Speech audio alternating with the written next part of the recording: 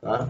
E logo depois do webinar, assim que o link estiver disponível, vocês receberão um link para quem quiser rever a apresentação, vai poder assistir novamente e até compartilhar com outras pessoas aí que não puderam participar e vão poder acessar todo o conteúdo, tá? Eu acho que essas eram as principais informações aí de recados para vocês, e tem algumas pessoas ainda entrando na plataforma, mas nós já vamos começar para que a gente não estoure o nosso horário aí, tá bom? Então, perguntas pelo chat, e aí depois, no final, se houver tempo disponível, a gente tenta abrir o microfone aí para quem tiver alguma pergunta aí para fazer, tá bom? Bom, então vamos lá.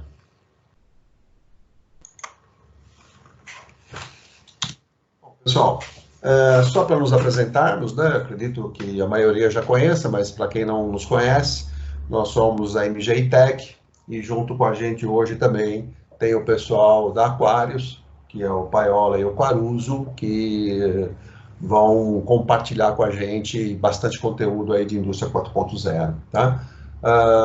Enquanto MGI, a nossa proposta, né, como empresa, é ajudar os nossos clientes a fazer a transformação digital, tá?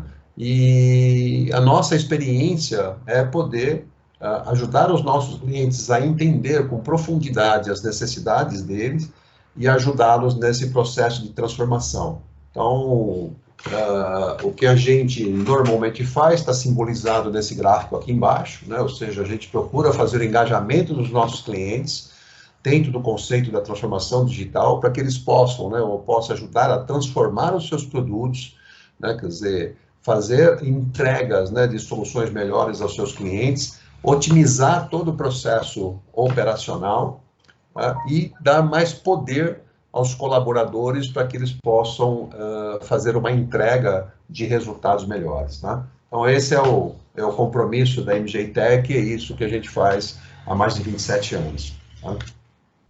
Mas eu queria, antes da gente começar, colocar alguns números, compartilhar alguns números com vocês, mais para a gente introduzir o tema de indústria 4.0. Tá? O objetivo aqui é analisar aí os desafios da indústria, tá? Nesse gráfico aqui, que a fonte é a CNI, a Confederação Nacional da Indústria, então ele mostra o gap de produção, da capacidade produtiva dessa última década, né? Nós saímos aí de 2011, 2013, onde a gente estava com uma capacidade produzida muito boa, pós-crise de 2008, 2009, mas a gente veio perdendo a capacidade ao longo das crises dessa década, e a gente iniciou um processo de recuperação da capacidade produtiva em 2018. Né? Então, se vocês analisarem o gráfico aqui, 2018 ela ensaia uma recuperação, 2019 vinha nesse ritmo de recuperação da capacidade produtiva, e em 2020, o dado disponível aqui até fevereiro, ela continuava nesse ritmo de recuperação. E aí nós fomos surpreendidos por essa pandemia, e agora realmente é difícil fazer algum prognóstico, né? Mas o que fica claro para todos nós é o desafio da indústria, né? O que era um desejo, um projeto de transformação digital, eu acredito que hoje deve estar na pauta da maioria das empresas, né? Ou seja, aqueles que fizeram, né, mais cedo alguns investimentos nesse sentido, hoje possivelmente estão conseguindo gerenciar os seus negócios de uma forma um pouco mais tranquila, tá? Mas esse é um grande desafio. Outras informações que eu julguei oportuno e interessante compartilhar com vocês, ou seja, um dado da Deloitte, uma pesquisa que eles fizeram em 2017, mostra que 2 milhões de vagas de trabalho no setor de manufatura deixaram de ser preenchidas por falta de qualificação da mão de obra. Então, aqui mostra, óbvio, esse dado é um dado global, mas mostra o tamanho do desafio do compartilhamento do conhecimento, né? Ou seja, a indústria, nesse ritmo acelerado de processo de digitalização, ela também tem um desafio muito grande de compartilhar conhecimento, tá? Segundo a Harvard Business, né, no numa publicação dela, ela mostrou que no mundo existe 100 milhões de trabalhadores no segmento de manufatura, né, ou seja, nas indústrias, que depende de informações qualificadas para tomada de decisão. Então, é muito importante que essa informação seja qualificada e, na velocidade com que os negócios estão hoje, cada vez mais ela precisa ser tomada em tempo real. Então, aqui nós temos um desafio de compartilhamento de conhecimento, de qualidade de informação e de disponibilidade de informação em tempo real. Então, são alguns desafios que eu pensei aqui da indústria para a gente fazer uma introdução do tema. Outro ponto muito importante, muito interessante, é esse levantamento da BDI, né? Para quem não conhece, a Associação Brasileira do Desenvolvimento da Indústria, um órgão governamental. Eles fizeram uma pesquisa e conseguiram traduzir em números o que seria potencialmente alcançado se as indústrias estiverem já com a sua transformação digital, ou seja, o que pode ser alcançado no momento em que nós entrarmos definitivamente na transformação digital. Então, nós estimamos uma redução de custo de 73 bilhões de reais por ano. Tá? Esse número está composto nesses outros quadros, né? Ou seja, 34 bilhões por ano vem de ganho de eficiência, ganho de produtividade, com a digitalização dos processos. 7 bilhões por ano vem com consumo, com redução, com economia de energia elétrica. Então, você tem processos, né, melhores elaborados, melhores gerenciados, que permitem uma economia de energia elétrica. E você tem uma redução de custo de manutenção de 31 bilhões de reais por ano. Tá? Então, a partir do momento que você tem aqui ele está sinalizando, né, a digitalização como sensores de vibração, sensores de excessos de ruído, temperaturas, tal, você consegue fazer uma gestão melhor dos seus ativos, garantir que esses ativos estejam produzindo a maior parte do tempo, e você permite também ter informações preditivas para evitar que esse equipamento quebre e tal. Então você consegue aí uma estimativa de 31 bilhões de reais ano com redução em custo de manutenção. Tá? Então, dentro desses desafios, a gente começou a separar para vocês, quer dizer, algumas tecnologias que vão de encontro a esses desafios. Umas delas são o que o mercado chama de tecnologias vestíveis, né? Então, o headset é uma delas, né?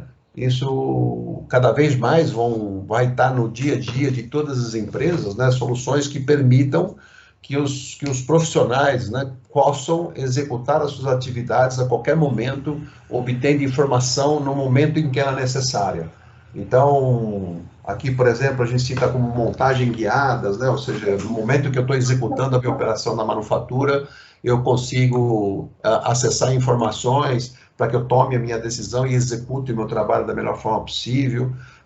No momento em que eu estou montando ou fazendo alguma operação no campo, eu fiquei com uma dúvida, estou inseguro, eu posso acionar um especialista remoto, e da onde ele estiver, em qualquer lugar do planeta, ele consegue me apoiar, consegue ver o que eu estou vendo, e consegue me dizer o que eu preciso fazer, se for o caso, até me mandar documentos, me mandar fotos, me mandar filmes de procedimentos para que eu execute aquela atividade com segurança, com tranquilidade e da melhor forma possível, né?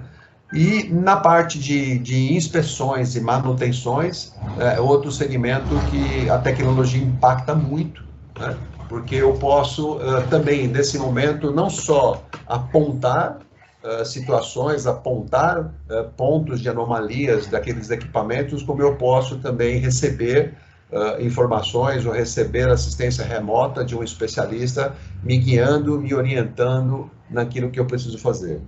Nós vamos, ao longo da apresentação, na sequência, o Paiola vai começar a falar bastante sobre Indústria 4.0, e a gente reservou para o final, eu peço que vocês mantenham com a gente aí até o final, a gente reservou para o final uma demonstração desse headset, tá? Uma demonstração ao vivo deles, a gente vai demonstrar o equipamento para vocês, e depois o diretor técnico da da Aquarius, que é o Caruso, vai fazer uma apresentação de uma demo de uma aplicação usando esses headsets com realidade aumentada.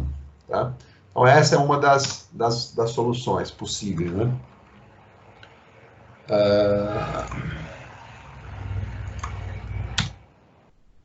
Esse equipamento, né, que a gente está falando, que é o headset, a gente optou por esse equipamento, a gente trouxe esse equipamento para o Brasil, por ele ser um equipamento totalmente desenhado para a indústria, para a manufatura.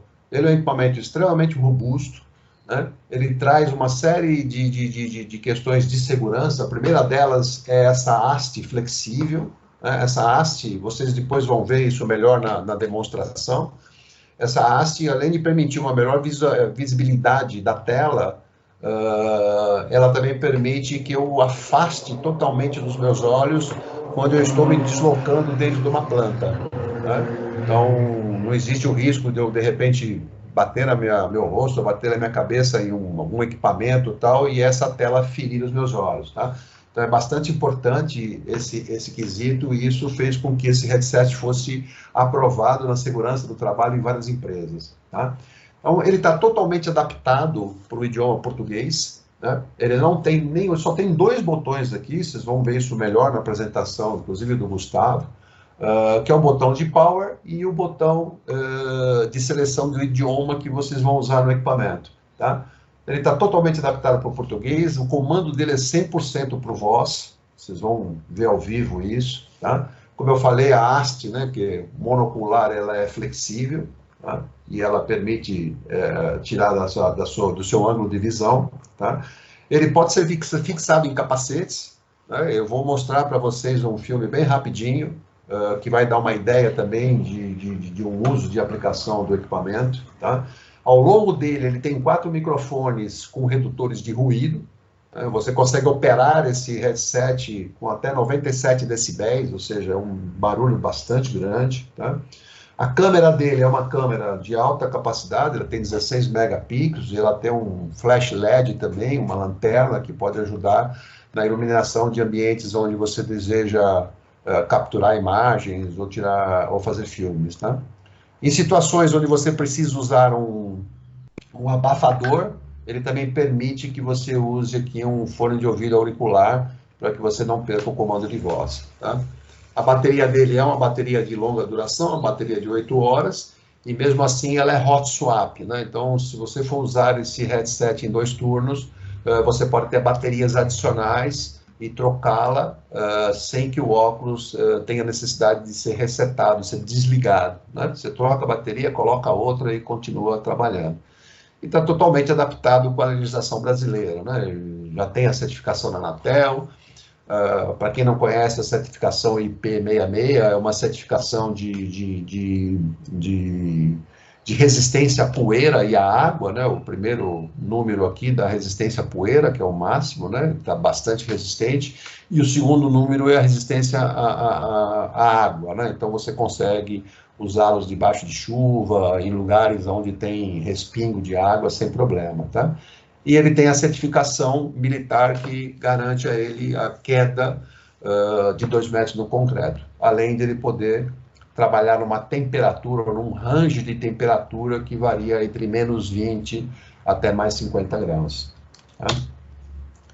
Aqui tem alguns exemplos, né, de aplicação. Eu não vou me deter aqui, porque o Caruso vai apresentar, mas são aplicações que você pode implementar na indústria 4.0, usando não só o headset, mas usando outros equipamentos como tablets. Então, eu posso endereçar soluções para ordens de serviços, dentro ou fora da planta, posso usar a realidade aumentada para que eu consiga identificar rapidamente, né, pontos de anomalias onde eu tenho que atuar. Eu posso controlar toda a minha logística com o uso desses equipamentos móveis, né, para que eu tenha informação em tempo real e rastreabilidade dos meus processos, e posso também me guiar na parte de inspeção usando recursos, né, de realidade aumentada para facilitar o meu trabalho. Tá? Esse equipamento que a gente disponibiliza para chão de fábrica, para operações de manufaturas, É um equipamento que a Samsung robustece ele aqui no Brasil, na fábrica dela de Manaus. É um equipamento que tem vendido muito bem aqui no Brasil. E ele é um tablet Android, já vem todo protegido, com uma capa de proteção, e a gente tem vários outros acessórios, né, que também agregam bastante valor para esse equipamento. Tá? Aqui, rapidamente, né, ou seja, além das soluções vestíveis, né, como as soluções de tablets, a MGI Tech também tem um portfólio amplo, né, para endereçar soluções para várias outras necessidades da manufatura, né? Então, o nosso objetivo é realmente poder entender o desafio de vocês, entender qual que é o desafio, quais são os planejamentos, né? Quais são os projetos que vocês têm para desenvolver e a gente poder ajudar de alguma forma. Né? Além dos equipamentos, a gente tem também uma gama muito grande de acessórios, né, para que a gente possa agregar valor a essa solução, dependendo da aplicação que for utilizada no chão de fábrica. Tá? Gente, da nossa parte era mais ou menos isso. A gente vai ficar aqui ainda à disposição de vocês para perguntas e tal, mas eu vou passar a palavra agora para o Carlos Paiola. Ele vai introduzir o conteúdo aí de Indústria 4.0. E a gente fica à disposição aqui no chat para quem tiver alguma pergunta tal, nós vamos tentar responder ao vivo aí para vocês. E como eu falei, no final do Paiola, o Gustavo vai fazer uma apresentação bem rápida do equipamento, mostrar ao vivo para vocês, e o Caruso vai fazer uma apresentação de uma demonstração de uma aplicação no headset aí de realidade aumentada. Tá bom? Paiola, é todo seu. Obrigado, Roberto. Bom dia, pessoal. Espero que todos estejam aí bem dispostos e vamos aí por mais alguns minutos falar um pouquinho sobre Indústria 4.0, que é um tema, eu acho, extremamente pertinente, né? Já há muitos meses, talvez anos, né? E eu acho até que nessa situação que a gente vive agora, ele é um cara, esse é um assunto que tem bastante pertinência, né? Faz bastante sentido para esse momento que a gente vive. Roberto, consegue ver minha tela? Será que todos conseguem? Estamos vendo a tela do PowerPoint, não da apresentação. Vamos ver se carrega aqui.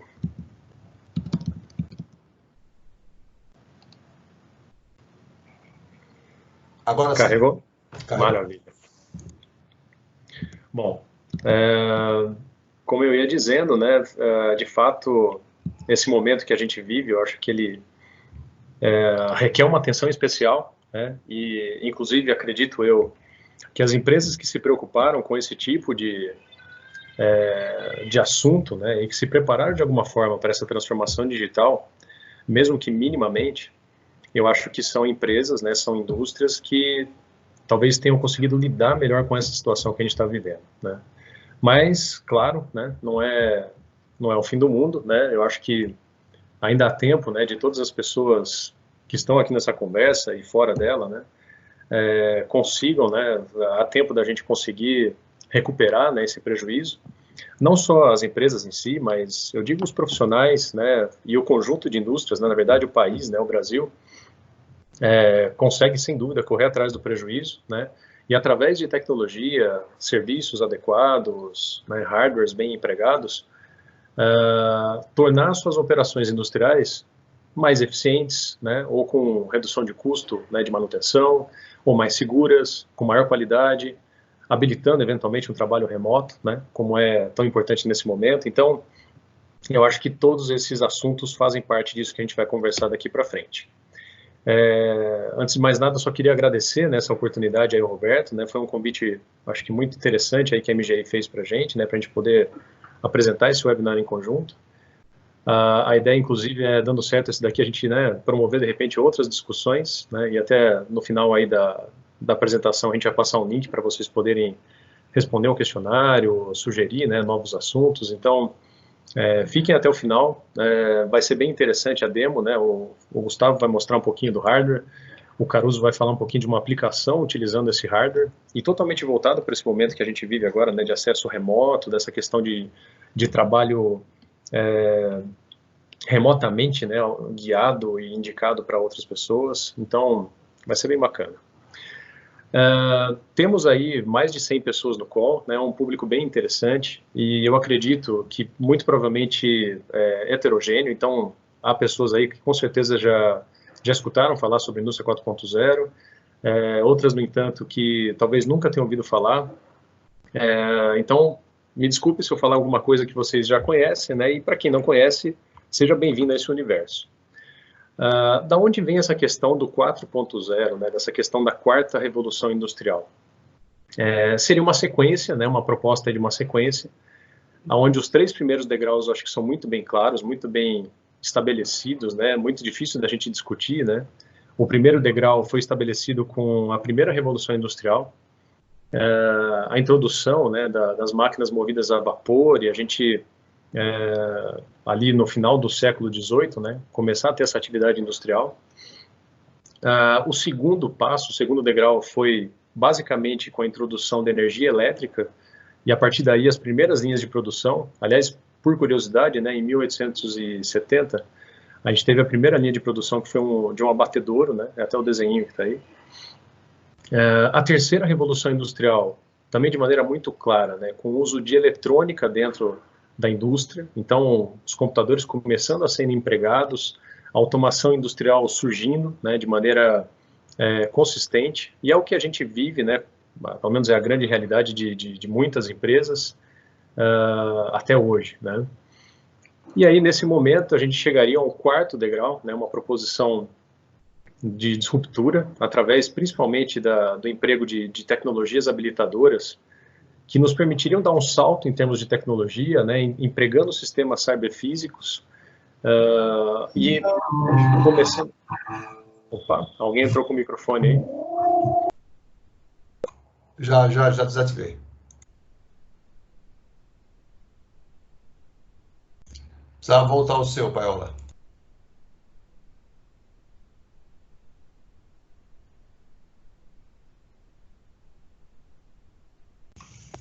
Paiola, o seu microfone ficou no mudo.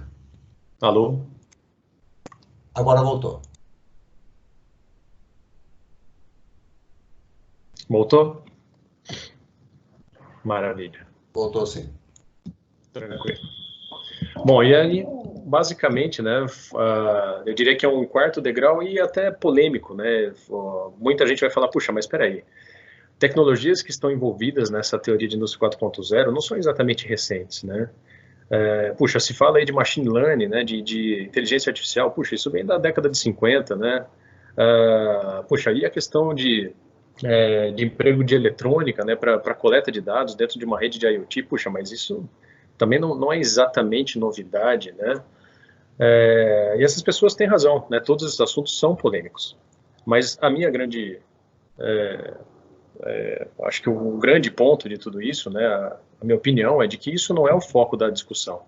Se realmente a gente vive um momento de disruptura ou não, se a gente deveria, né, tratar esse momento de maneira diferenciada ou não, eu acho que o importante é pensar que esse momento é um momento de oportunidade, né?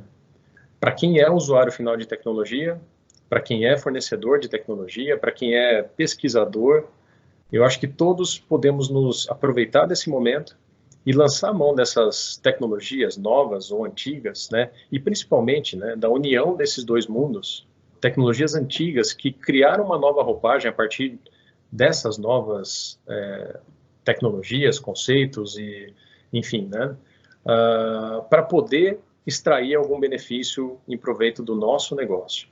Então, se eu sou um usuário final de tecnologia, para tornar meu processo mais eficiente, tornar minha empresa mais competitiva, mais sustentável, ou com maior segurança, enfim, depende muito do meu diferencial competitivo, né? Se eu sou um fornecedor de tecnologia, correr atrás do que tem de mais novo, trabalhar muito bem na especificação, né, de como atender as demandas e os desafios dos nossos clientes, e a partir disso traçar junto dos nossos clientes as melhores soluções, né, para cada uma dessas, para cada um desses desafios, né, encontrados dentro da indústria. Se eu sou um pesquisador, poder pensar em maneiras inovadoras, né, de resolver problemas e estabelecer novos conceitos a partir dessas tecnologias, mais uma vez novas ou antigas, né, ou a união das duas. Enfim, eu acredito muito fortemente que esse é um momento de oportunidade, né? O que eu acho inegável é que nunca se falou tanto, né, sobre um assunto como esse, né, dentro da indústria. E hoje é muito frequente você encontrar cargos de decisão, de tomada de decisão, influenciadores, né, que sabem do que a gente está falando, que estão preocupados com isso, que precisam ter um resultado a mais, que sabem que isso pode ser atingível através do emprego correto de determinadas tecnologias. Então, vamos lá, pessoal. Eu acho que isso é um momento realmente importante. Por que isso tem sido tão falado, né? Da onde que vem essa energia toda? Isso tudo começou com um movimento local, né? Situado na Alemanha. Então, em 2011, se começou a ventilar essa informação da indústria 4.0. E em 2013, né, durante a Feira de Hannover, o governo alemão estabeleceu esse documento com a descrição de o que seria a indústria 4.0 para a indústria alemã, né? Isso teve imediatamente a participação de grandes fornecedores, né, de grandes indústrias utilizadoras também de tecnologia, e isso basicamente surgiu como um movimento de tentativa de tornar a indústria alemã novamente competitiva com aquela quantidade gigantesca de indústrias que migraram para o mundo oriental. Então, basicamente, a Alemanha tentando se tornar competitiva com relação à China, Taiwan, tantos outros países, né, do Oriente, e que acabaram recebendo por anos aí as indústrias de maneira geral. Esse movimento foi basicamente caracterizado pelo emprego massivo, né, de tecnologia, pela melhoria, né, na eficiência dos processos industriais, para tornar exatamente essa indústria alemã competitiva, né, sem poder, obviamente, competir com os preços de mão de obra, né, desses países orientais, ou eventualmente com os problemas, né, que eventualmente teria na adaptação dessas indústrias para dentro de um meio ambiente ali alemão, com normas mais rígidas, né, com relação a problemas ambientais e outros tantos impactos dentro da sociedade, né. Esse movimento ele foi logo acompanhado por várias outras empresas, vários outros países, né, do mundo ocidental, né. Os Estados Unidos, acho que foram talvez o principal, né, acompanhador desse movimento e também criaram o seu Industrial IoT, mas outros tantos países acabaram criando, né, essa sua iniciativa local. Então, o Reino Unido, a Holanda, a Bélgica, a Espanha e até mesmo o Brasil, né, um pouco de maneira atrasada, né, na verdade 2 anos depois dessa iniciativa alemã. A gente começou a discutir isso aqui em 2015, né, acho que foi a primeira reunião oficial lá na sede do governo, e a gente basicamente, né, acabou acompanhando esse movimento, tentando, cada um desses países, fazer com que esses movimentos estimulassem, né, o emprego de tecnologia, a melhoria do parque industrial instalado, o surgimento de novas indústrias, né, e fazendo com que, dentro do quadro global ou local, esses países se tornassem mais competitivos, tá? Obviamente, isso também foi acompanhado na sequência, né, como uma contrarresposta desses países orientais. Então, um dos movimentos mais importantes aí dentro dessa história é o Made in China 2025, né? Da mesma forma, né, esses movimentos todos têm, acho que, pontos comuns, né, e têm certas peculiaridades. Então, se você vê o primeiro movimento alemão, né, ele tratava muito da questão da manufatura discreta, do estímulo de uso de tecnologia na indústria automotiva, a cadeia de suprimentos, né, da parte de automotiva. Já nos Estados Unidos, né, uma indústria ali de alta tecnologia, falando até muito do emprego dessas tecnologias industriais, até fora dentro do contexto industrial, falando já muito da parte de smart cities, smart grids, implantando tecnologias na área de saúde, enfim.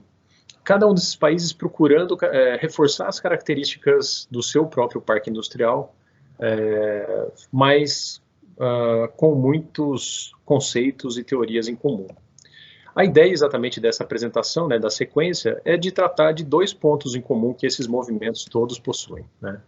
O primeiro deles é a adoção de sistemas com alto nível de integração. O segundo deles seria a gente entrar um pouquinho mais em detalhes das tecnologias habilitadoras, tá? Então vamos lá, tratando aí desse primeiro. As iniciativas de indústria 4.0 naturalmente envolvem a teoria de digitalização da informação, né, transformação digital das indústrias, e isso também passa fortemente pela questão da integração de sistemas, né? E, na verdade, a integração entre sistemas e a integração de pessoas e máquinas, e até mesmo de máquinas e máquinas, tá? Isso tudo inclui a integração vertical, a integração horizontal e a de ciclo de vida de produto, né? Vou explicar um pouquinho cada uma dessas três. A primeira delas, a integração vertical, ela diz respeito à integração de dados, né, de informações dentro de uma mesma indústria, pensando ali de uma integração com o chão de fábrica e nível corporativo, né, passando por cada uma dessas camadas, e a gente permitindo, através do emprego de uma série de tecnologias, como sistemas de escada, né, na parte de supervisão, sistemas de histórico de dados, sistemas MES, para a gente poder fazer o controle de eficiência, qualidade, rastreabilidade da produção. Enfim, é uma integração que permite, por exemplo, o recebimento de uma ordem de produção, isso ser jogado para o chão de fábrica, isso se tornar exatamente um lote ou X lotes produzidos, isso devolver depois para o nível corporativo um relatório totalizado do que você produziu, com que eficiência, enfim, é desse tipo de integração que eu estou me referindo, tá? Esse exemplo que eu dei é apenas um ponto, tá? Existe uma segunda possibilidade, que é a integração horizontal. A integração horizontal, ela prevê essa integração entre diferentes indústrias, né? Então, imagina uma cadeia de suprimentos e eu podendo exatamente agilizar a questão da demanda e da oferta dentro de um ciclo, dentro de uma cadeia completa. E eu poder, eventualmente, né, dentro dessa história aqui, integrar, imagina, dados entre diferentes ERPs e a indústria A poder conversar com a B, sabendo de maneira antecipada, né, e digitalmente, tudo que eu preciso para a próxima semana, para as próximas 3, 4 semanas em termos de fornecimento, e essa indústria B poder responder exatamente com relação a prazos, preços, tudo isso ser feito, né, de maneira automática, né, e eletronicamente registrado. E ainda existe uma terceira possibilidade, que seria um terceiro eixo, né, de integração, que seria o de ciclo de vida do produto. Eu poder acompanhar desde a concepção de um novo produto, de uma nova, enfim, entrega para o mercado, até a execução dela dentro do chão de fábrica. E uma vez entregue isso para o mercado, eu poder inclusive fechar o ciclo com inputs, né, dos meus clientes, dos usuários, podendo reprojetar, remanufaturar e a partir daí seguir dessa forma até o fim do ciclo de vida desse produto, enfim, dessa tecnologia que eu estou entregando para o mercado. Sistemas típicos desse universo são sistemas, por exemplo, o PLM, né? O Product Life Cycle Management System. Aliás, eu estou falando um monte de siglas aqui, né? Me perdoem se alguém desconhecer essa questão de SCADA, MES, PLM, podem questionar, tá? No fim da apresentação eu posso entrar em mais detalhes, ok? Aí vocês vão falar, puxa, mas espera aí, Paiola, né? PLM, SCADA, MES, né? Isso tudo não é uma coisa já meio conhecida, já meio de longa data, né? Sim, essas tecnologias todas existem há muitos anos. Agora, assim como a gente está aqui, né, como pessoa, como indivíduo, como profissional, se adaptando a esse novo movimento, a esse mundo da indústria 4.0, e, por consequência, as empresas, né, o Estado, de maneira geral,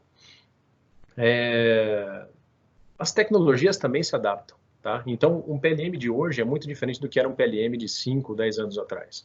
Um supervisório hoje é muito diferente do que era um supervisório de 5, 10 anos atrás. Mesma coisa para o MES, mesma coisa para o RP. Então, imagina, um PLM que eu acabei de citar, né? Uma tecnologia que tradicionalmente era utilizada para você registrar eletronicamente a lista de materiais usadas na produção de um determinado produto, o acompanhamento, né, desse projeto, a implantação. Esse é um cara que, hoje, permite que você faça tudo isso no ambiente de colaboração, através de cloud computing você consiga ter uma colaboração entre pessoas de diferentes localidades. Então, imagina uma planta automotiva, né? O engenheiro que está lá na Alemanha pode colaborar em tempo real com o engenheiro que está aqui, sei lá, em São Bernardo do Campo, e os caras poderem trabalhar na mesma planta, no mesmo CAD, no mesmo projeto, no mesmo automóvel, fazendo correções em tempo real, e mais, né? Um tipo de tecnologia que pode se aproveitar de alguns outros pontos importantes aí da indústria 4.0, até para coletar de maneira mais rápida e efetiva impressões sobre os seus clientes, sobre o uso dos seus produtos diretamente do mercado. Então, imagina, através de ferramentas hoje analíticas, né, e que fazem uso de Big Data, você pode buscar dados não estruturados da rede. Então, imagina o cara que usa um determinado carro comentou no Facebook ou comentou no Instagram que tem um problema na direção do carro, né? E não só uma pessoa, mas várias, né? E aí, há ferramentas hoje que conseguem fazer a seleção dessas informações, o filtro, e trazer de maneira estatística essas informações compiladas para que esse engenheiro olhe e fale, puxa, cara, olha, fizemos uma besteira, temos um erro no projeto, e de maneira muito rápida, em questão de semanas, esse cara consiga adaptar toda uma linha de produção para não botar mais carros com defeito no mercado. Coisas que antigamente, né, o cara talvez tivesse que passar por uma venda grande de produtos, pesquisas boca a boca, né, de mercado, para você poder coletar tudo isso, jogar, planilhar, fazer cálculos. Depois de meses, isso chegar para o engenheiro de novo e o cara poder repensar, mexer em linha de produção. Então, vejam como as tecnologias também evoluem demais, né? Partindo aí para frente, né? Dentro desse universo de integração, eu acho que é interessante a gente voltar nessa questão dos sistemas ciberfísicos, né? Ou Cyber Physical Systems, né, em inglês, por isso o CPS. Esse cara é exatamente essa proposição da gente ter sistemas baseados em computadores, né, e permitindo uma integração total entre, como eu disse, pessoas, máquinas, máquinas diretamente com máquinas, podendo muitas vezes, inclusive, tomarem as decisões de maneira autônoma, né? Esse universo de CPS, ele já é um universo real para várias aplicações, né? Não só dentro da indústria, mas também fora dela. E ele passa por vários tipos de possibilidades, como eu já citei, né, de smart grids, sistemas de inteligência dentro de grandes minas, sistemas de inteligência dentro do setor de saneamento, por exemplo, né? Tem uma série de possibilidades potencializadas hoje em dia, né, por outros conceitos que a gente vai falar daqui para frente, de IoT, de cloud, e que permitem, na verdade, eu fazer essa grande interação entre máquina e as pessoas, ok? Ponto, né, eu já até comecei a introduzir um pouco esse assunto, da questão das tecnologias habilitadoras, né? Outro ponto bastante comum, então, a todas aquelas iniciativas locais, do emprego massivo de tecnologias para você obter diferentes tipos de resultados. Tudo depende de cada tipo de tecnologia que você vai empregar. São várias, tá? Eu vou citar algumas aqui e vou entrar em mais detalhes dessas que eu citei, mas há uma série de outras ainda que a gente não vai ter tempo, obviamente, de falar durante esse webinar, mas fica aí como assunto para as próximas oportunidades. Então, internet das coisas é um ponto importante, né? Outro ponto muito importante é da computação em nuvem, né, o cloud computing. Outra questão central aí, geralmente na indústria 4.0, é da manufatura aditiva, né, as impressoras 3D, inteligência artificial, e há uma série de possibilidades em cima disso, né? Machine learning talvez seja o mais comentado ultimamente, mas há uma série de possibilidades em cima de inteligência artificial. E também a questão das realidades, né, virtual e aumentada. Esses são os pontos que eu gostaria de aproveitar o tempo que a gente tem para poder falar um pouquinho, tá? Pensando primeiro na questão do IoT, né, o Internet of Things, né, que é basicamente a capacidade de você não só mais permitir que pessoas, né, tenham ali o seu IP e se identifiquem dentro de uma rede de computadores, mas que isso também seja possível a coisas.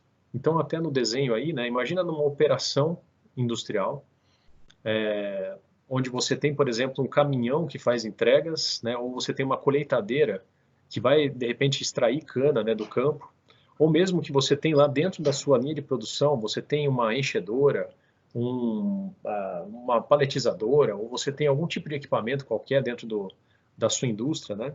Todos esses caras hoje, dentro de uma rede de IoT, podem ser identificados, podem ser únicos e podem trazer informações específicas sobre o seu funcionamento, sobre o seu status, sobre falhas, né?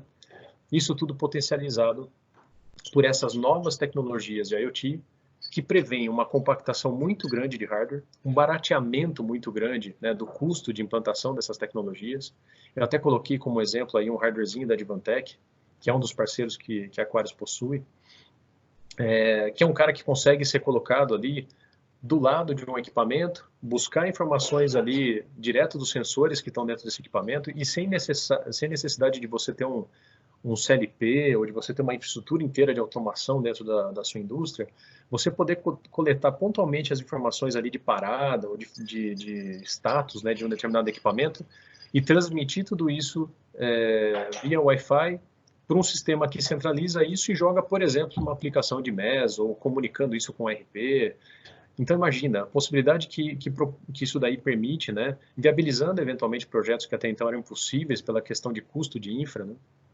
Então, dentro da parte de operações, isso faz muito sentido, tá? Não só dentro da indústria, como também pensando, né, como eu citei aí nos exemplos, né, dentro da cadeia de produção como um todo, de entrega, né, de colheita, da parte de campo, né, tudo isso tem sido bastante potencializado pelas redes de IoT.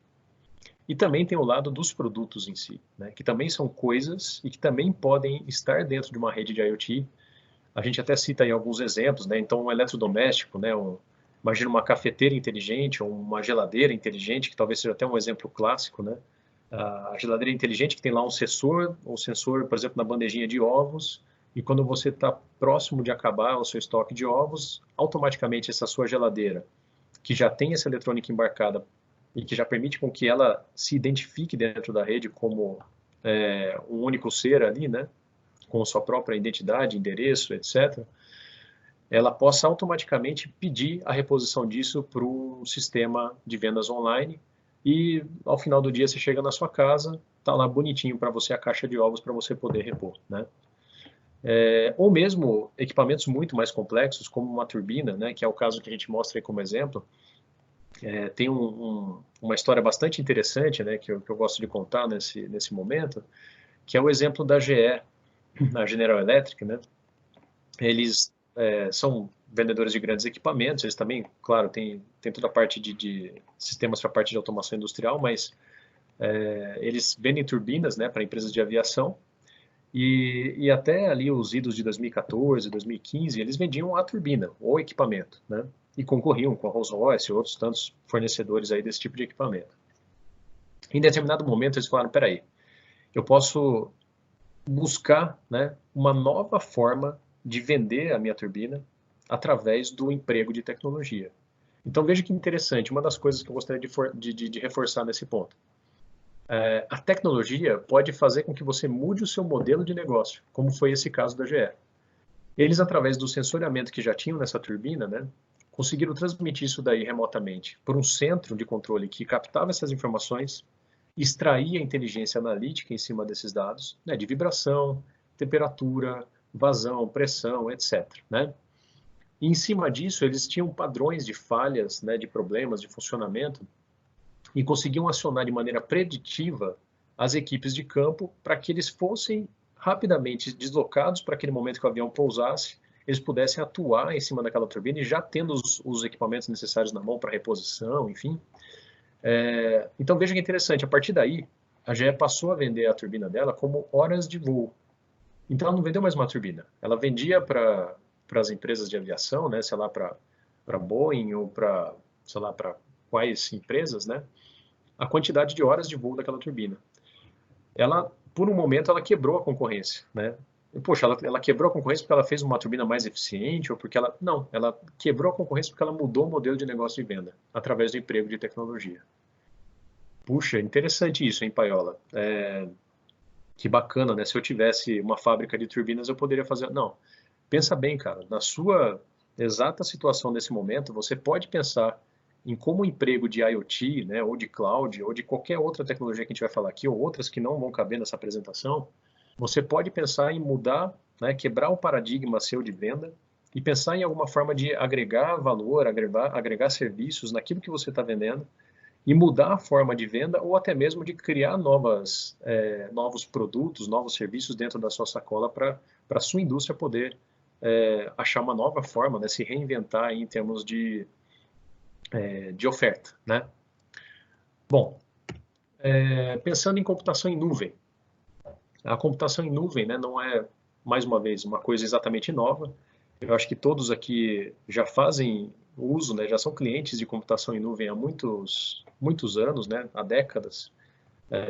Um exemplo até que o Caruso gosta de citar, né, eu acho que ninguém aqui nunca teve um provedor de e-mails na sua própria casa, né? Pelo contrário, a gente sempre foi cliente, né, de um, sei lá, de um Ball, UOL, antes disso até da Mandic, né?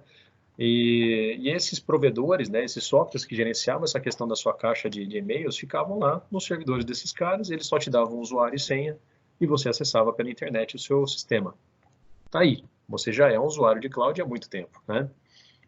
Mas vejam bem, mais uma vez, com a evolução dos anos, né, o aumento da segurança, né, da questão de criptografia e outros recursos de segurança, o barateamento dessas soluções, né, o barateamento da computação em si, compactação de hardware, o aumento da oferta, né, e de possibilidades de você contratar infraestrutura, né, como serviço, contratar plataformas como serviço e até mesmo aplicativos como serviço, tudo isso faz com que a computação em nuvem seja uma realidade já bem estabelecida dentro do ambiente industrial.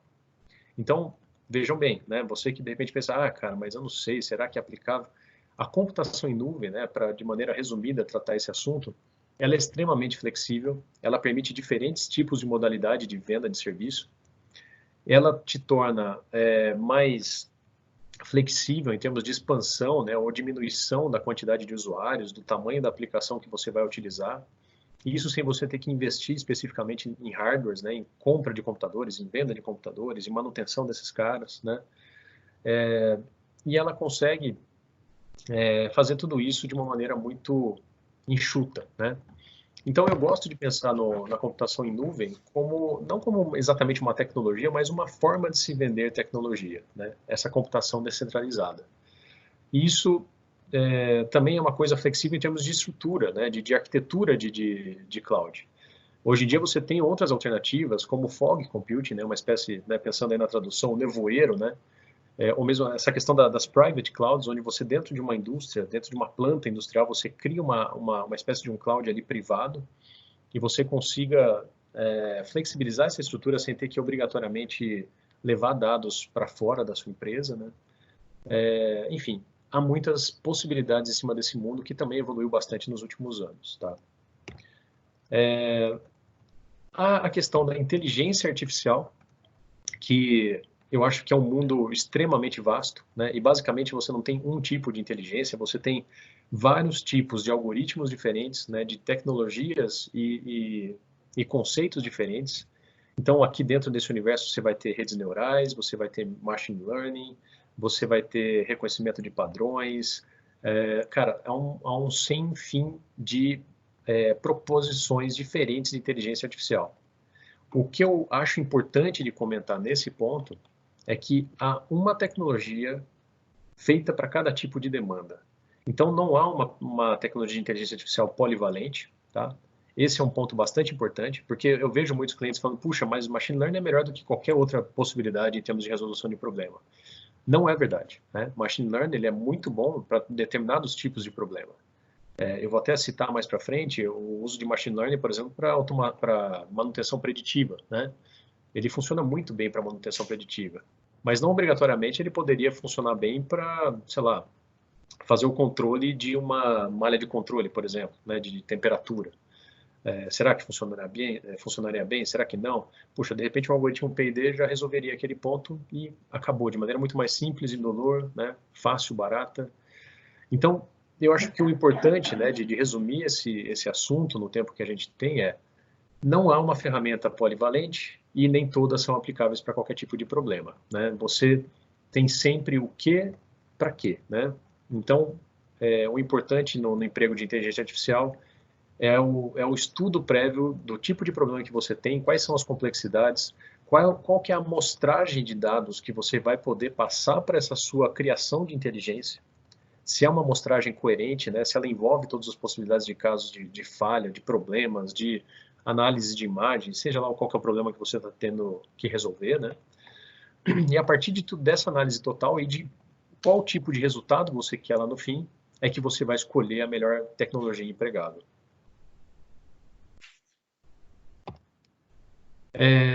Outro ponto importante, né?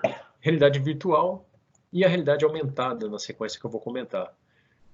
Bom, vocês têm uma ideia do qual que é a diferença entre os dois tipos de realidade?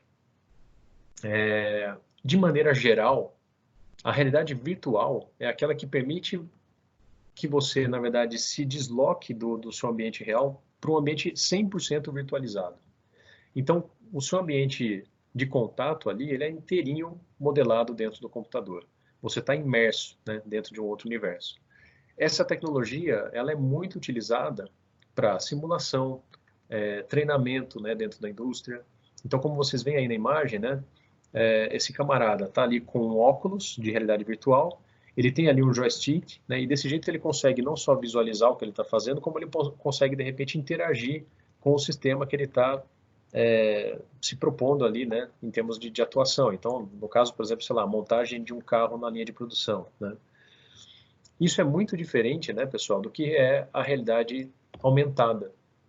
Inclusive, eu já vi muita gente falar, a mesma coisa. Não, não é, tá? A realidade aumentada, ela também faz uso dessas tecnologias de virtualização, né, de você, no ambiente computacional, modelar algo que seja real, mas, principalmente, né, poder projetar isso em cima da realidade.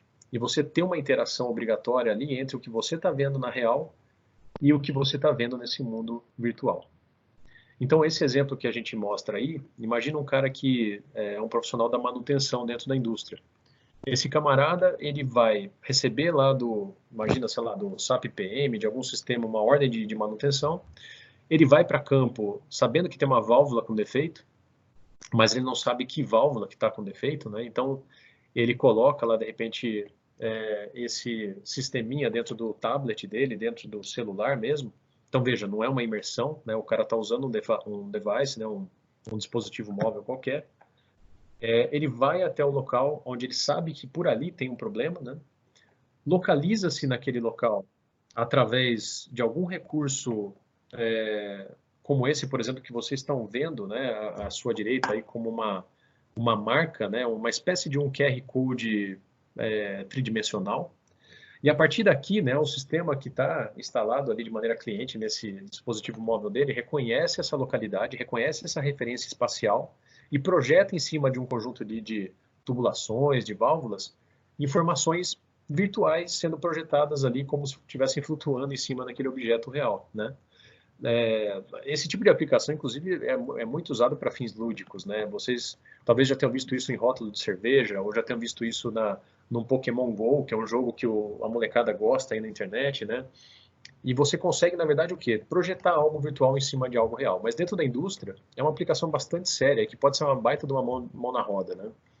Então, imagina esse cara que foi para campo sabendo que tem uma válvula com defeito, mas ele não tem ainda tanta experiência, né? Então, ele mira ali para um conjunto de equipamentos, esse dispositivo dele, e automaticamente o sistema vai circular para ele vai destacar de algum jeito qual que é a válvula que está com defeito.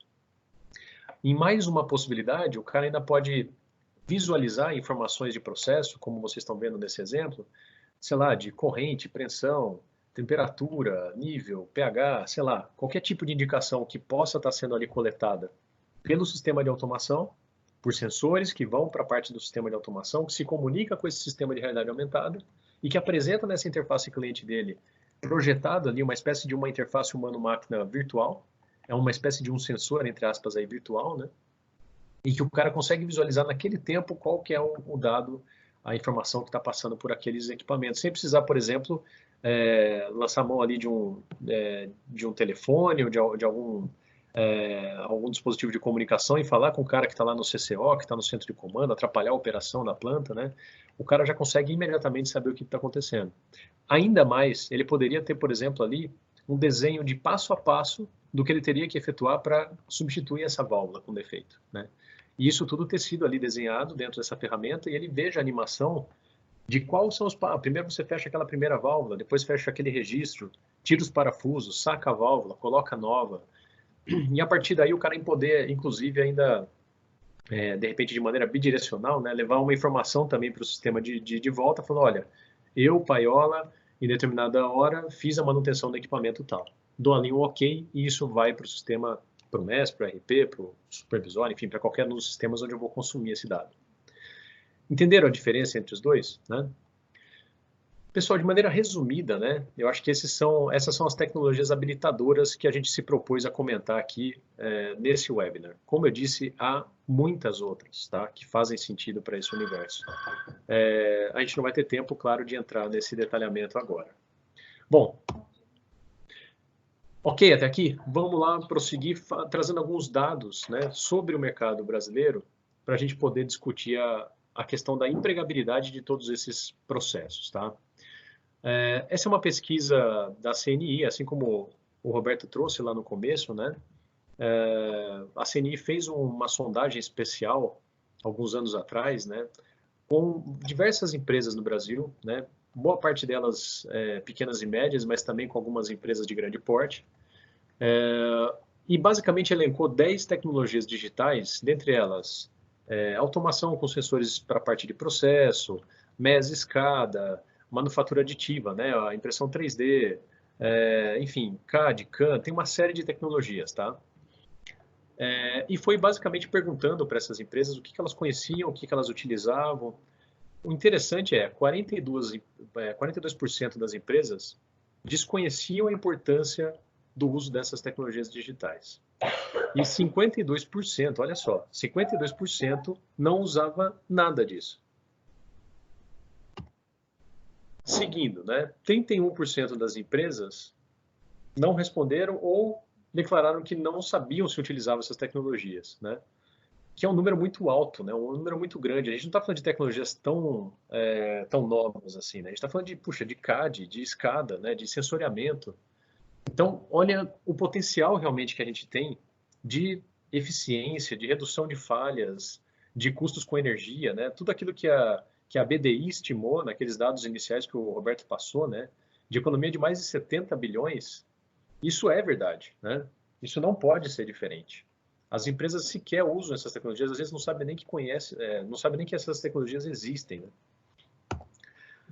Outra coisa que eu acho interessante, né, é uma certa assimetria entre as verticais. Então, tem algumas verticais, como, por exemplo, a parte de óleo e gás, né, o pessoal de manufatura discreta, tal, são pessoas, são indústrias, né, que geralmente fazem já um emprego considerável dessas tecnologias. Mas tem outras tantas, né, a indústria têxtil, por exemplo, né, ou indústrias da parte de, enfim, de minerais não metálicos, ou até mesmo algumas farmacêuticas de menor porte, né, que ainda não tem o uso dessas tecnologias, não tem nem ideia de como começar, né? Então imagina só o quanto a gente não pode progredir nesse aspecto. E outro ponto importante que não está sinalizado nessa pesquisa é de que boa parte das indústrias, na verdade todas elas, né, por mais que utilizem algumas dessas tecnologias digitais, não utilizavam todas, né? Então, há sim um potencial grande de integração entre diferentes sistemas para obter resultados extraordinários, resultados que realmente mudem ali a vida dessas indústrias. Tem uma segunda pesquisa que eu acho interessante de passar rapidinho aqui para vocês, né, que é a pesquisa da Price. Essa pesquisa, diferente da CNI, né, ela abordou empresas no Brasil e fora do Brasil. Basicamente, né, a grande maioria dessas empresas pelo menos sabiam do que estava sendo falado, né, sabia sobre essas tecnologias digitais e esse termo, né, que a Price criou de digitização, né, um termo dela. E quando foi questionado, né, os executivos dessas empresas, quando foram questionados se eles se encontravam numa situação de digitização, né, eles, de maneira geral, no Brasil, né, basicamente 1 a cada 10 disse que se encontrava, assim, numa situação privilegiada aí de digitalização, e 1 a cada 3, né, no mundo, de maneira global, né, considerando que a pesquisa levou muito em consideração empresas lá da Europa e empresas da América do Norte, mais ou menos 1 a cada 3, né, se encontravam já numa situação privilegiada nesse sentido. E aí perguntaram para esse pessoal, dali 5 anos, né, e que corresponde exatamente ao ano de 2020, né, que a gente se encontra agora, desses mesmos caras, né, quais deles, né, ou quantos, na verdade, que é essa ideia aqui, vão se encontrar nessa situação de digitalização? A resposta foi igual, Brasil e mundo. Então, isso aqui é uma coisa que me chama bastante atenção, por quanto o brasileiro é otimista, né? Então, você vê, a gente conseguiu, né, em 5 anos, chegar na mesma situação, né, percentualmente aqui que o restante do mundo, mas tendo partido uma situação muito, muito menos privilegiada. Então, enfim, tirando esse lado otimista aí do brasileiro, eu acredito sim, né, que a gente consegue, né, pela nossa versatilidade, pela nossa criatividade, tentar, de repente, chegar perto disso que a gente tem como expectativa, né? Mais uma vez, essa pesquisa da Price mostrou uma certa disparidade entre as verticais, então algumas pretendem investir muito mais do que outras. Então, empresas como a parte de construção, eletrônica, manufatura discreta, logística, pretendem investir mais do que algumas outras, como automotiva, química, metalurgia, e algumas muito menos, né, de maneira global, como a aeroespacial e papel e celulose, né? Enfim, há uma série de conclusões que a gente pode tirar disso.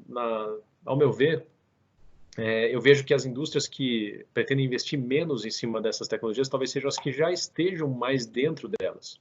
Então, aeroespacial, papel e celulose são indústrias que já fazem uso de automação industrial e outras tecnologias que estão dentro dessa pesquisa há muitos anos, né, e de maneira massiva. Então, acho que, na verdade, isso aqui está coerente com relação ao gap que a gente tem com algumas indústrias que até então não faziam uso dessas tecnologias, né? De maneira geral, todas elas esperam um retorno do investimento muito rápido, né? A grande maioria antes de 2 anos. E eu sou obrigado a dizer que sim, né? Isso é totalmente possível e é uma realidade, desde que os projetos sejam bem pensados, bem planejados, as tecnologias escolhidas de maneira correta para cada demanda necessária, tá? E aí eu vou entrar num outro pormenor, né? Que é exatamente mais para frente, né? Da questão de como que é o processo de implantação dessas iniciativas de indústria 4.0 para que esse tipo de sucesso seja obtido, tá? Aqui um dado mais recente, né, um dado do Future of Jobs Report. Esse é um documento periódico que o pessoal do Fórum Econômico de Davos publica. Eu acho bem interessante, né, quem tiver a oportunidade de acompanhar esse tipo de estudo. Ele traz informações não só sobre as carreiras, as profissões, mas também, de maneira geral, sobre a adoção de tecnologias, que é o caso desse slide, né? A projeção, né, de uso até 2022 era das empresas, né, dos executivos aqui questionados, de maneira geral, 85% dos caras questionados pretendiam utilizar ferramentas de analytics, ferramentas de Big Data em proveito do seu negócio. Boa parte desses caras também querem usar IoT, querem usar Machine Learning, Cloud Computing, são exatamente os itens que a gente comentou aqui, né? Então, você vê, 75%, 73%, é uma quantidade muito grande, 3 a cada 4, né? Então, isso não deve ser diferente na sua indústria, né? Ou na indústria dos seus clientes. Então, fiquem espertos, fiquem ligados, né? Vamos conversar sobre esses assuntos aí nas próximas semanas e ver o que a gente pode fazer para também ingressar dentro desse universo, tá? Esse é o ponto que eu estava comentando, né? Cada um de vocês que está agora nesse momento aqui nesse webinar deveria se questionar, né, de maneira resumida sobre tudo que a gente falou, né, do que o Roberto falou, do que eu falei, do que a gente ainda vai demonstrar. Eu acho que a pergunta que vocês têm que fazer é o que é importante para o seu negócio, o que é importante para o seu dia a dia. Ah, mas a indústria 4.0 é disruptiva, não é? Ah, mas a IoT eu já tenho, não tenho. Será que... Cara, nada disso importa. O que importa é o que você precisa hoje, né? Seu desafio está em cima de custo ou está em obter uma maior estabilidade, a variação dos seus insumos, ou flexibilidade na hora de você mudar a sua linha de produção para outro tipo de lote, produto, etc. Ou você tem que reduzir o seu tempo de entrega.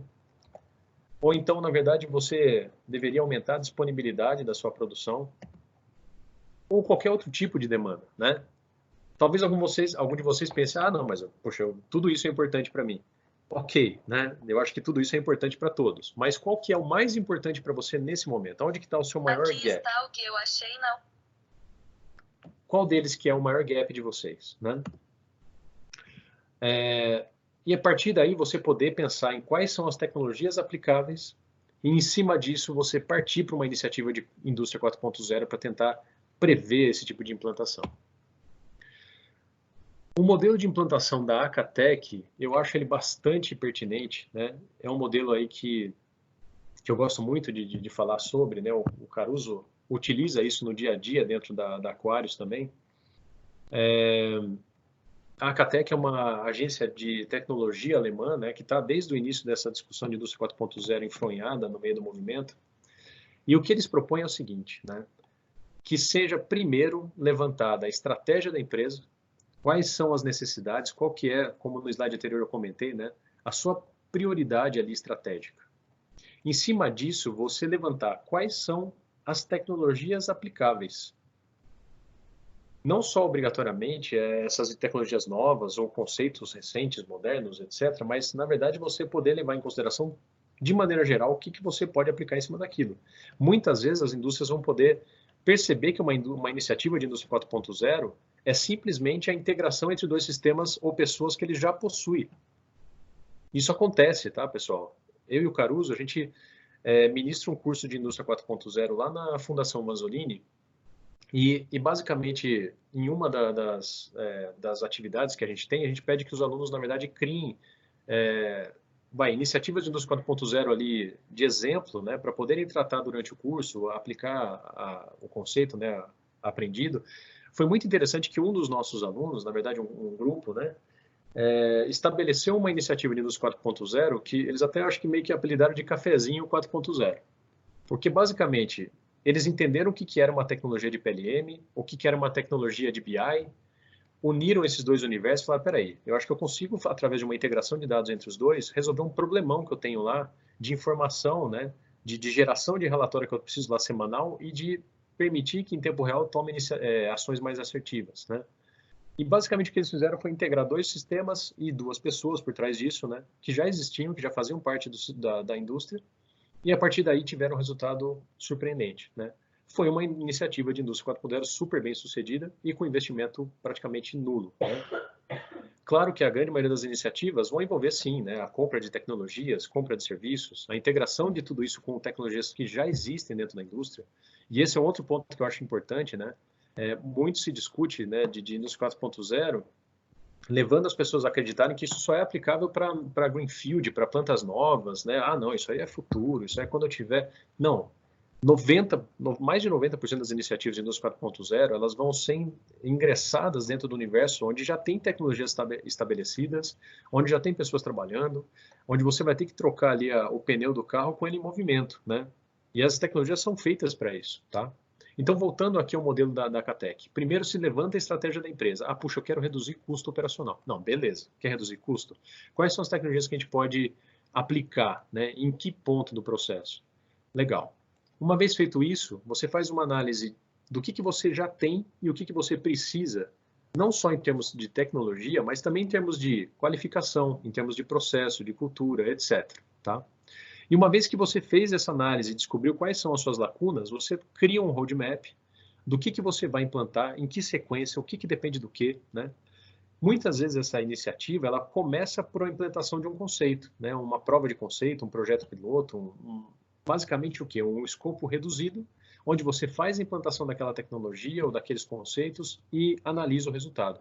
Putz, cara, foi perfeito, trouxe resultado, olha, a gente economizou, a gente melhorou, no caso que eu falei de custos, puxa, reduzimos o custo aqui em 5%, puxa, que ótimo, né? A partir daí você estabelece um plano de rollout, um plano de expansão daquele conceito, daquela tecnologia. Simples assim, tá, pessoal? Complicado assim, ao mesmo tempo, tá? Porque isso envolve muitas pessoas, envolve muitos interesses, muitas tecnologias, mas é exatamente para isso que a MGI e a Aquarius estão aqui, tá? Esse é o nosso dia a dia. A gente está aqui exatamente porque a gente lida com isso no nosso dia a dia com diferentes indústrias, tá? Vamos dar um exemplo disso, tá? Para ser mais real. Imagina um sistema de predição de falhas, como eu comentei. Então, imagina que eu tenho lá um sistema de ERP, eu tenho Leans, eu tenho sistemas da parte de automação, de processos, sistema de utilidades, eu tenho documentos em CSV, eu tenho um banco de dados relacionais. Putz, como é que eu vou fazer isso daí? Então, basicamente, começa-se por um estudo do que a empresa tem em termos de tecnologia, em termos de conhecimento, e a necessidade. Ah, não, a necessidade é prever falhas, porque tem uma quantidade muito grande de falhas ali na produção, nos equipamentos. Acontece, às vezes, de eu ter uma manutenção corretiva, né? E, puxa, ficar com a planta parada por um dia para substituir uma peça, cara, eu não posso mais ter esse tipo de problema. Ok, né? Fizemos o levantamento de tudo, aí a gente começa a pensar em como resolver isso daí. Ah, puxa, então peraí. Primeiro vamos começar pela planta 2, que é onde tem um potencial maior de ganho, né? E além dessas informações do sistema de automação, eu também vou ter que juntar com informações ali de laboratório e de alguns documentos que são inseridos manualmente pelos operadores. Em cima disso, eu faço a reunião desses dados num único reservatório, num único sistema, né, num único banco de dados, que vai permitir congregar todas essas informações num único repositório. Em cima disso, eu coloco inteligência em cima dessa aplicação. Nesse caso específico de predição de falhas, como eu já citei, vou usar, por exemplo, Machine Learning. E em cima disso eu vou jogar um monte de dados históricos e informações sobre a operação normal e operação em falha daquele equipamento, permitindo que a gente crie uma espécie de um gêmeo digital, um gêmeo virtual daquele equipamento que eu estou dando manutenção preditiva, né? E a partir daí eu quero entregar o quê para as pessoas dentro dessa empresa? Ah, então eu vou entregar uma interface, um dashboard, para o profissional da área de manutenção, mostrando em tempo real a situação dos equipamentos e jogando alarmes, de repente via SMS ou jogando um e-mail para essas mesmas pessoas, alertando de possíveis falhas para daqui uma semana, para daqui 2 semanas, tá? É assim, tá, pessoal, que se estabelece uma prova de conceito, é assim que se implanta, é assim que dá certo e é assim que se tem um rollout depois, ok? Muito resumidamente, quem é a Aquarius? A Aquarius é uma empresa, para quem não conhece, né, que já está em mais de 35 anos no mercado brasileiro. O nosso foco é totalmente em software, assim como a MGI tem um foco dela em hardware, e daí vem um match perfeito entre as nossas empresas, né, nessa parceria que a gente possui. A nossa equipe, ela tem ali um pé no mundo de TI e, ao mesmo tempo, um pé na área de automação, né? E eu acho que isso é um grande diferencial da Aquarius. Você consegue resolver esse universo de sistemas da indústria muito rapidamente, muito facilmente, de maneira unificada, né, com a Aquarius. A gente se propõe em ser uma espécie de um one-stop shop, né, um lugar onde você consegue resolver diferentes tipos de problemas, não só na questão de sistema de supervisão, né, SCADA, PIMS, MES, etc., que a gente tem com esse portfólio da GE, que é um parceiro importante, né, de tecnologia que a gente tem, mas também de outras tecnologias complementares, como a parte da Kaspersky para cybersecurity, o portfólio da ControlStation para a parte de controle de processos, gestão de malhas de controle, sintonia PID, o portfólio da Alves para a parte de gestão de mudanças em aplicativos de CLP, de supervisório, etc. O portfólio da MEC para a parte de racionalização de alarmes operacionais, aumento dessa segurança operacional.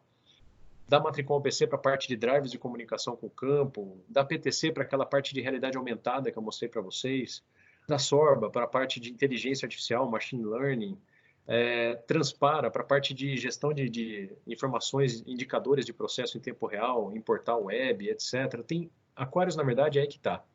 É a empresa que você vai procurar falando, cara, eu tenho um problema, eu não sei muito bem como resolver, né? E a Aquarius é exatamente aquela que vai desenhar o melhor tipo de tecnologia, né, de software com algum desses parceiros que a gente tem, de hardware, de repente, puxa, a MGI tem um hardwarezinho perfeito que se encaixa nessa demanda sua, e ainda de serviços, né? A empresa Aquarius Software também congrega, na verdade, mais de 30 integradores de sistema desse universo de automação industrial e que estão habilitados para customizar essas ferramentas dentro das suas diversas aplicações, tá? Vamos lá para a demonstração. Acho que o Gustavo, né, primeiro assumindo aí. Vou parar aqui de compartilhar.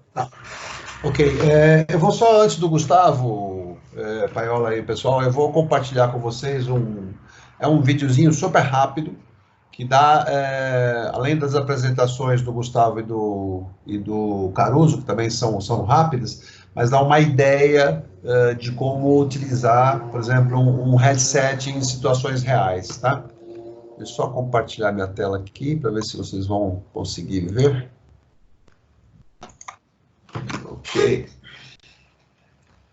Talvez o som não fique tão bom, mas acho que pela imagem vocês conseguem ter uma ideia legal do que fazer com o headset, tá?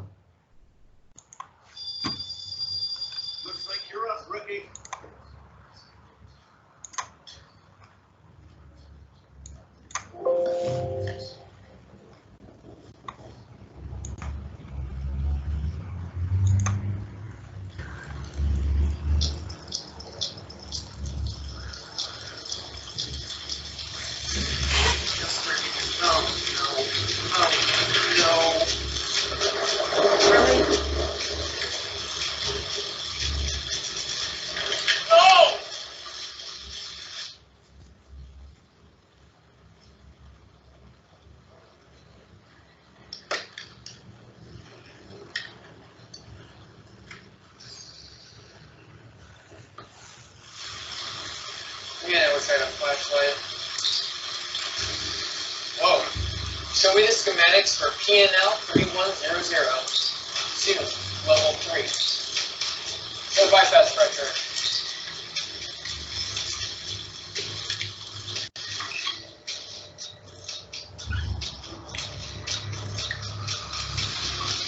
You all right up there? I'm fine. Just finishing up.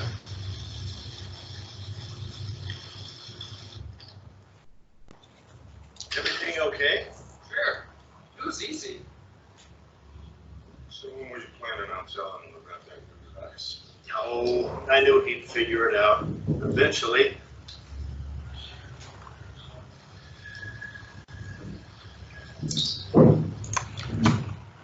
Ok, pessoal, só para dar uma ideia para vocês do que é possível ser feito, eu vou passar para o Gustavo agora. O Gustavo também vai fazer uma apresentação bem rápida do Defice, para que o Caruso possa encerrar aí com a aplicação, com a demo da aplicação, tá bom? Gustavo, pode assumir.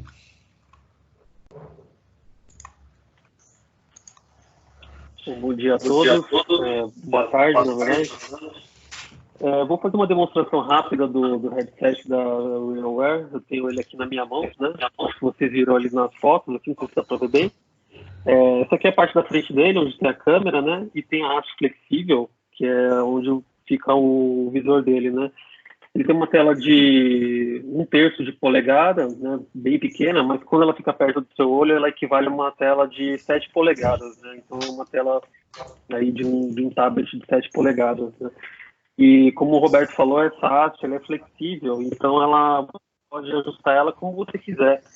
Então, a partir do momento que você não está mais utilizando esse headset, você pode simplesmente ajustar a haste para a tela não ficar no seu campo de visão. Então, isso é digamos, uma vantagem para um equipamento que é utilizado em ambientes industriais, né? Eles são digamos assim, uma feature, né? Uma função pensada na segurança do trabalho, né? Então, o headset, ele é bastante simples, ele tem uma tiara aqui em cima, que você coloca na sua cabeça. Aqui atrás nós temos o compartimento da bateria, uma bateria removível, né, hot swap, entrada para fone de ouvido, e nós temos 2 entradas USB. Todas essas conexões estão protegidas por uma tampa, né, de borracha, para evitar a entrada de poeira, de água, etc. E agora eu vou fazer uma demonstração rápida para vocês. Eu vou espelhar a tela do headset. Acho que vocês...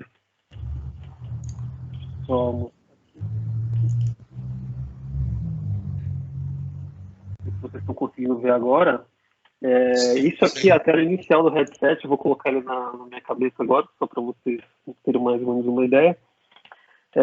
Esse headset ele usa o sistema operacional Android, né? Então o próprio fabricante define ele como um tablet Android, né? Um computador Android que é colocado na sua cabeça. Então todos os componentes dele, processador, memória, etc., estão localizados no próprio headset. Então todo o processamento é feito no próprio local, não tem nenhum processamento feito em nuvem, né?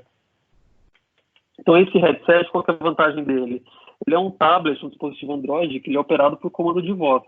né? Então, a vantagem é que você não precisa, digamos assim, você não precisa das mãos para operar esse dispositivo. Então, o ganho de produtividade é muito grande, né? Com um tablet convencional, suas duas mãos ficam ocupadas, né? E isso acarreta uma certa perda de produtividade no ambiente fabril, né? Então, ele é totalmente adaptado para comando de voz. Eu vou demonstrar mais ou menos como funciona agora, né? Então, essa é a tela inicial dele. Você vê os meus aplicativos, minha câmera, meus arquivos, né? Eu vou agora mostrar a visão que você tem dos aplicativos, né? Então, eu vou começar a dar os comandos de voz para eles agora e vocês vão me ouvir falando com eles. Meus aplicativos. Então, essa é a tela que você vê todos os aplicativos que estão instalados. Então, como ele é um dispositivo Android, você consegue instalar o que você quiser nele. Tudo que está disponível para o smartphone Android pode ser utilizado nesse dispositivo, né? Então, eu vou abrir um aplicativo qualquer aí, sei lá, o Speed Test, por exemplo. Selecione item 14.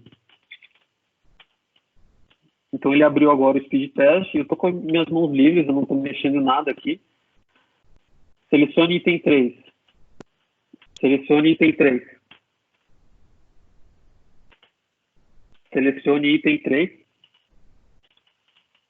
Ele não está respondendo agora, mas deixa eu só mostrar uma coisa para vocês. Meus comandos, meus controles.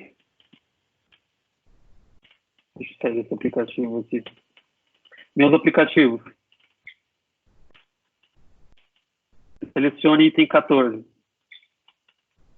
Selecione item 3. Por algum motivo ele não está respondendo aqui. Vou mostrar um pouco de outras funcionalidades dele, como por exemplo a câmera dele, né? Minha câmera. A câmera dele, ela tem funcionalidades muito interessantes, como por exemplo o zoom e o nível de exposição, que pode ser ajustado simplesmente com comando de voz aqui, né? Então eu posso dar um zoom nela, né? Nível de zoom 5. Nível de zoom 5. Nível de zoom 2. Eu posso ajustar o nível do zoom simplesmente dando comandos de voz para ele, como vocês estão ouvindo aí. Posso tirar uma foto, né? Tirar foto. Gravar vídeo. Comecei a gravar o vídeo agora, só com comando de voz. Parar a gravação. Se eu estiver em um ambiente de baixa luminosidade, eu posso simplesmente acionar o comando de voz para ele ligar a lanterna. Ligar a lanterna. Olha, ligou a lanterna agora e está iluminando a minha mesa agora. Desligar a lanterna. E eu posso simplesmente ver os arquivos que eu gravei aqui, as fotos que eu acabei de gravar, simplesmente falando meus arquivos. Como ele é um dispositivo Android, eu tenho acesso a um sistema de gerenciamento de arquivos, de pastas, né? Então, eu posso ter acesso a documentos em PDF, vídeos, fotos, né? Então, por exemplo, eu vejo aqui o minha mídia, câmera. Eu posso ver os vídeos que eu acabei de gravar, né? Selecione item 4. Selecione item 4.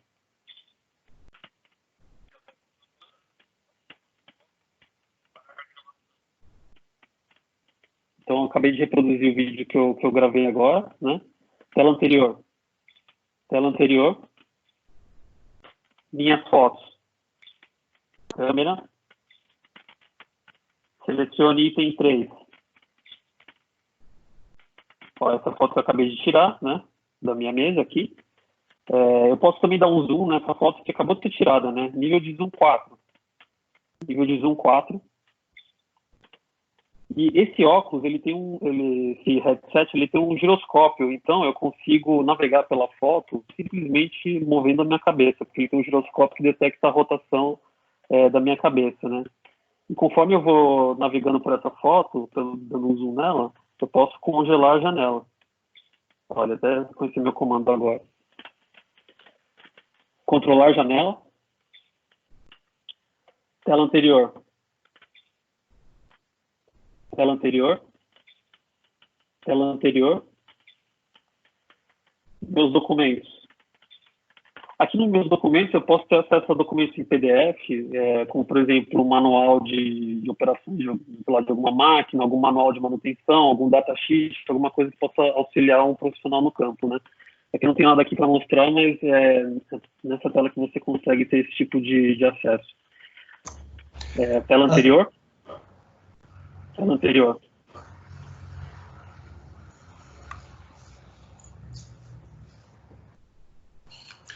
É mais ou menos isso, Roberto, que eu queria mostrar. É uma demonstração bem rápida do dispositivo. Não, tá ótimo, Gustavo. Já deu para ter uma ideia, para o pessoal conhecer um pouco mais do Optus. Depois, aqueles que tiverem maior interesse, a gente pode fazer uma demo mais específica. Mas eu gostaria de pedir para o Caruso agora poder mostrar um pouquinho da demo, da aplicação que ele preparou. E aí a gente encerra perguntando aí quem tiver mais alguma dúvida tal. Senão a gente encerra e logo que disponível a gente manda o link aqui do webinar para vocês do filme, tá bom? Caruso, pode subir. Ótimo, obrigado, Roberto. Eu abri a minha câmera aqui para vocês, não sei se já estão vendo, mas eu também estou com o RealWare, né? Eu sou o Ricardo Caruso, eu sou diretor técnico lá da Aquarius. E como ainda não está... Ainda não. Tá legal. Bom, enquanto ele vai abrindo, né? Talvez nesse momento vocês estejam se perguntando, quer dizer, por que a gente está falando de dispositivo dentro da história de Indústria 4.0, né? Talvez não fique tão claro quando a gente vê aquela questão de integração em 3 eixos, Cyber Physical Systems, né, que tem gente envolvida nisso. Né? Quando você fala de, putz, eu vou colocar uma ordem de produção para ser executada no chão de fábrica. Tem uma pessoa no chão de fábrica, um operador, técnico de manutenção, né? Na logística tem pessoas, tem gestores tomando decisões. Então, o papel do dispositivo é justamente colocar o ser humano nesse sistema, né? Nesse processo todo de integração. Então, eu vou abrir a minha telinha também do RealWare aqui. Vamos ver se esse compartilhamento aqui fica legal. Agora acho que vai. Agora sim. Legal. Então eu vou mostrar como que isso funciona no ambiente industrial. Tá?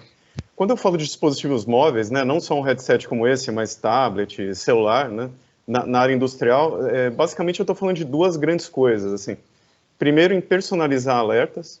Né, então, no mundo industrial, quando eu tenho um problema numa máquina, aparece um alarme normalmente no supervisório, na máquina, um alarme sonoro, que só o operador ali, quem estiver perto da máquina, vai ouvir, né?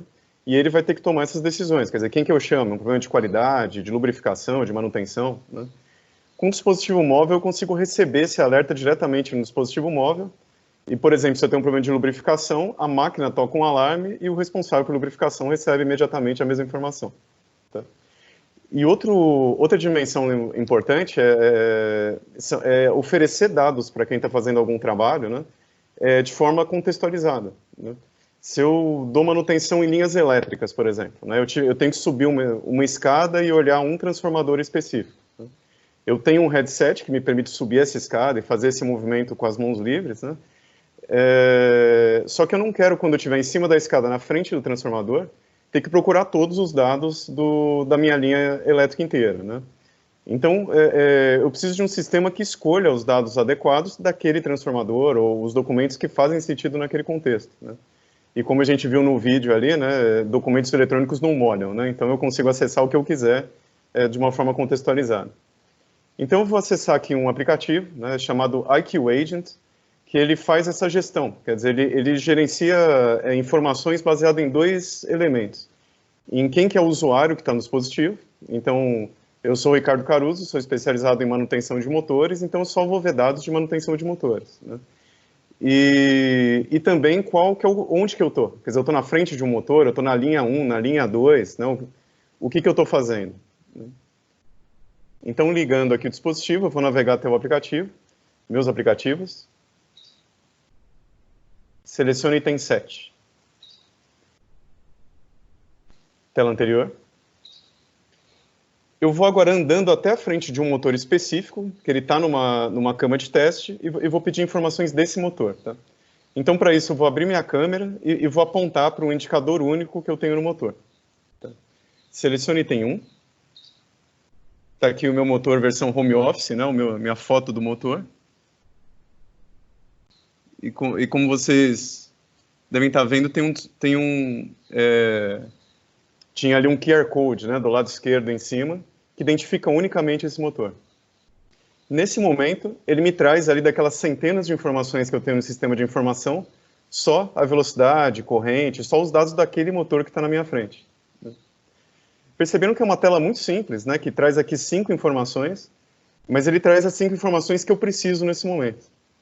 Então, um dos papéis desse tipo de sistema é fazer essa escolha, né, essa curadoria de informações que são úteis para aquele profissional naquele momento que ele está na frente daquele sistema, né. Então, eu posso olhar aqui velocidade, corrente, né, eu posso ser um especialista aqui do motor e falar, putz, você tem um problema mesmo nesse teste de corrente, né. Então, selecione item 8. Selecione item 7. Selecione item 8. Então, aqui, eu naveguei para todos os documentos que eu tenho daquele motor específico que está na minha frente. Quer dizer, eu não estou pegando um livro que está em cima da bancada com vários documentos, né? Então, eu tenho aqui um vídeo, por exemplo, de como desmontar esse motor. Eu posso acionar aqui só por voz. Eu tenho todo o esquemático do motor. Né? Vamos navegar para esse esquemático para dar uma olhada. Selecione item 3. Selecione item 2. Então, aqui eu tenho uma experiência muito parecida ali que o Gustavo mostrou, né? Navegando para um PDF que tá dentro aqui da memória do dispositivo. Mas, nesse caso, o sistema me dá exatamente o PDF que eu preciso na frente daquele motor, né? Então, aqui eu tenho todos os recursos do dispositivo, né? Nível de zoom 3. Aquela navegação ali mexendo a cabeça, né, para ver detalhes. Legal, consultei esse documento. Então, tela anterior. Tela anterior. Eu acabei de ver um documento que tem a ver com aquele modelo de motor, né? Aí eu posso perceber, caramba, se eu estou com essa corrente, né? E eu consultei aqui a documentação do motor, eu tenho algum problema, as coisas não estão batendo, né? Então, vou navegar aqui para... Selecione item 5. Para minha pasta, isso pode estar no SharePoint, no sistema PLM ou na rede, né? A minha pasta de documentos gerados pelas equipes anteriores que trabalharam naquele motor. Então, selecione item 3. Aqui eu vou entrar no checklist que foi preenchido de inspeção desse motor. E já dá para ver, ó, nível de zoom 3. Nível de zoom 3. Que ele não foi preenchido. Então, com uma navegação rápida, eu consigo partir de um elemento físico da minha planta, né, uma linha, um motor, uma área, acessar em tempo real as variáveis que o meu sistema de automação estão coletando dos instrumentos daquele item e acessar os documentos que fazem sentido para aquele contexto. Ir à tela inicial. Roberto, uma apresentação rápida, acho que é isso. E aí, se o pessoal quiser tirar alguma dúvida ou mais alguma informação, eu estou à disposição aqui. Obrigado, viu, Caruso? Não, acho que deu para ter uma ideia bem legal, sim, de um conceito de você utilizar o headset de uma forma automática, trazendo informações importantes daquela situação onde você está enfrentando ali, né, daquele equipamento, daquele ponto. Como o Gustavo falou, o equipamento ele tem um giroscópio,